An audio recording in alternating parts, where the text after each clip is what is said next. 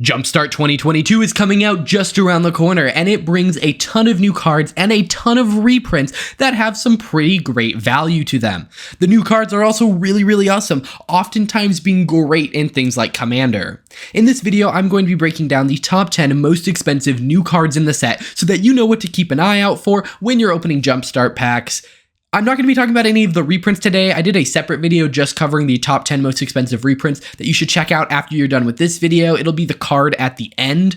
But yeah, we're going to jump into this, talk about each card, talk about why they might be good. Let's jump right into this. But before we do, I do have a couple of disclaimers. First off, all prices in this video are in USD, so just be aware of that. Second off, all of these prices are from Card Kingdom. I like to keep it consistent across most of my videos that most prices are going to be from Card Kingdom. Also, these are pre-order prices. These will fluctuate. Most of the time they will go down, but they should stay in the relative same order unless someone finds something out about a card or it becomes a meta part of a format. Either way, let's jump right into this, starting at number 10. Number 10 is Isu the Abominable. It's currently going for $9.99 and can be found in the Snow Jumpstart theme. Alrighty, so Isu is a 5-cost blue legendary snow creature Yeti, 5/5. It lets you look at the top card of your library and play snow lands and snow spells from the top. Then, whenever a snow permanent enters the battlefield under your control, you may pay either a green, a white, or a blue, and if you do, you put a +1/+1 counter on Isu.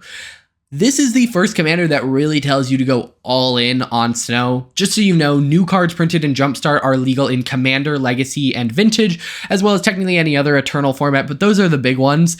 And that means pretty much all of the legendary creatures in Jumpstart are aimed at being commanders, filling in themes that maybe don't have great commanders. Yes, Snow has commanders like Jorn and Narfi, but neither of them were necessarily amazing at being snow decks. They were just kind of doing other things and happened to care about snow along the way.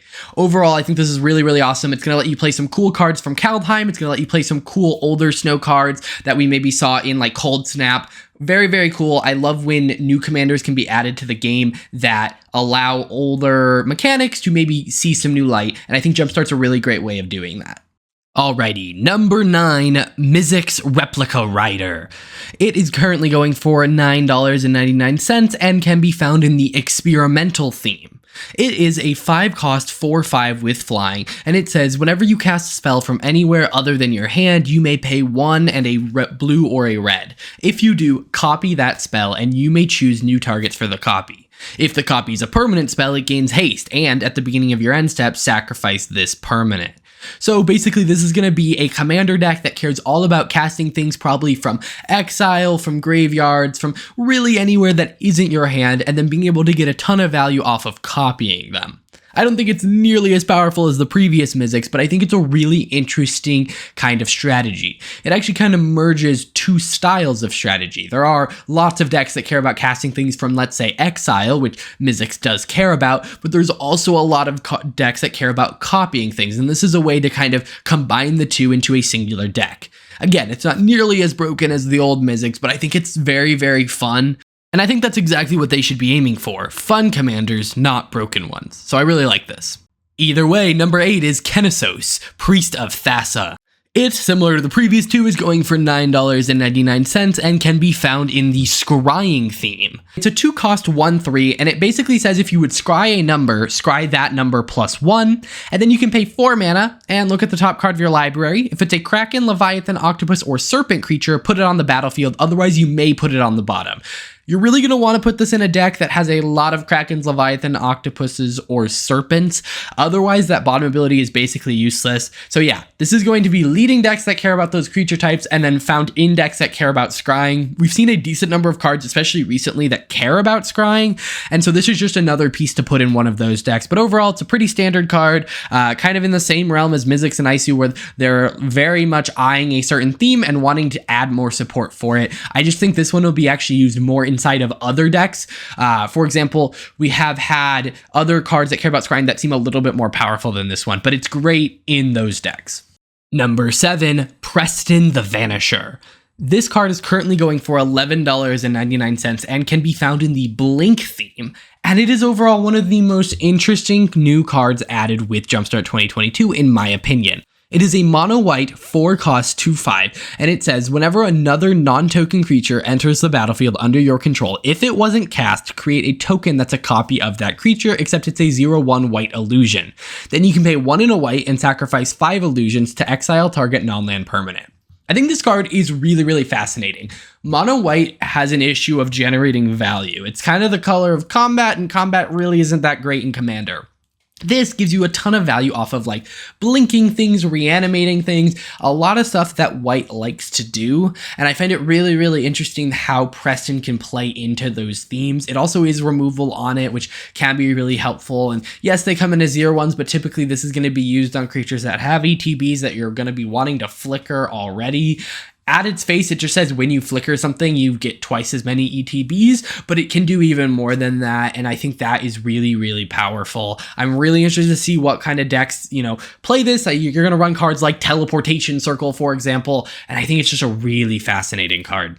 Number 6 is Pirated Copy. It's currently going for $11.99 and can be found in the Shapeshifters theme. Pirated Copy is really interesting. It's a 5-cost blue creature, and it enters the battlefield as a copy of any creature on the battlefield, whether it's yours or your opponent's, except it's a pirate, and whenever this creature, or another creature with the same name, deals combat damage to a player, you draw a card. So it's a copy spell, but it also is going to be giving you some card draw. And both of those things are really powerful. Repeatable card draw is very good. Copy spells, especially ones that can get your opponent stuff, is really good. In essence, you make a better version of the best creature on the board. And I think that's really what's interesting about it. A lot of the time, copy spells are cool, but you're getting just as much value as your opponents, except actually they're probably getting more because their deck's built around it. This one inherently makes the creature better. And so I think that's going to make it very good in a lot of blue decks. I really like this card. Number 5 is Zask Skittering Swarmlord. It's a $12.99 card that can be found in the Insects theme. It's basically a 5-drop that's a 5/5, and it lets you play lands and cast insect spells from your graveyard. Then whenever an insect you control dies, you put it on the bottom of your library and mill 2. Then you can pay 2 mana, one of which either being green or black, and target insect gets +1/+0 and Death Touch until end of turn. This just does so much. It's essentially card draw because you mill yourself, which then you can play. It's recursion, it's basically removal with that Death Touch, and it's a way to win the game. Insects really don't have a great commander, and this is one for them. So if you're running an insects deck, this is definitely going to be the commander. It has some interesting interactions with cards like Grist from Modern Horizons 2. I really love this card. It's very rare that we get a card that lets you just like play spells from your graveyard, and the ones we do have are pretty powerful. So yeah, I really like this one. Number 4 is Rodolph Duskbringer. It is currently going for about $15, and it is in the Fangs theme. It is a 6-cost 4/4 legendary creature vampire angel with flying, death touch, and lifelink, so a lot of keywords, and whenever you gain life, he gains indestructible, so sometimes he has indestructible. Then, at the beginning of your end step, you may pay 1 and a white or a black, and when you do, you return target creature card with mana value X or less from your graveyard to the battlefield, where X is the amount of life you've gained this turn. So in essence, this is a black-white life gain deck, which is not very exciting. We've seen a lot of those. However, it has this interesting aspect of also being a reanimation deck, and I think those two combined can be really interesting.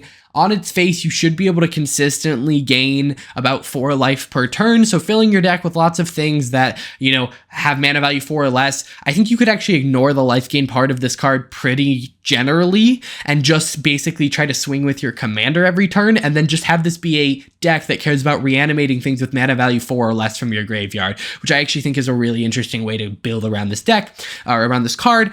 I find it to be kind of cool, but I do think it kind of treads on some existing waters here with like all the life gain stuff. Number 3, Kibu Uktabi Prince. It is a $20 card found in the Primates theme, and it's also the buy box promo for the set. It's a 3-cost green legendary creature monkey noble 2/2, and you can tap to give each player a banana, and this banana basically you can tap and sack it to add red or green mana, and then you gain 2 life. Then whenever an artifact an opponent controls is put into a graveyard from the battlefield, put a +1/+1 counter on each creature you control that's an ape or a monkey. Then whenever it attacks, attacks, defending player sacrifices an artifact. So that's a lot of text on a 3-drop, but basically you're giving your opponents artifacts and they can sacrifice them themselves in order to gain some life and add some mana, or you can make them sacrifice it by attacking them.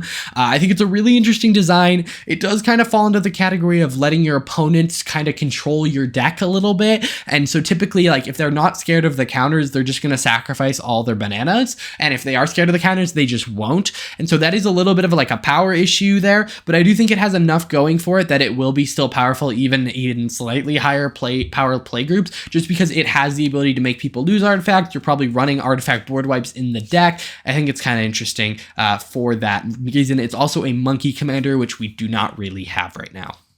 Number 2, Lita, Mechanical Engineer. It's a $20 card in the Vehicles theme, and it is a 3-drop 3/3 with Vigilance, and it says, at the beginning of your end step, untap each other artifact creature you control. Then you can pay 4 mana and tap to create a 5/5 colorless vehicle artifact token named Zeppelin with Flying and Crew 3. This is our first time really seeing vehicle tokens, and I think it's going to be really, really good. I don't see this necessarily being a commander that often just because it is mono white and you're going to really want to dip into other colors, but this is a must include in pretty much every single vehicle deck. Honestly, you know, any artifact creature deck, really any of it is going to want to include this card. It can get you creatures if you run out of them. It untaps all your artifact creatures. It's just really good value. Number 1, Ashcoat of the Shadow Swarm. It's a $30 card found in the Rats theme, and it has a lot of text on it, so let's get reading.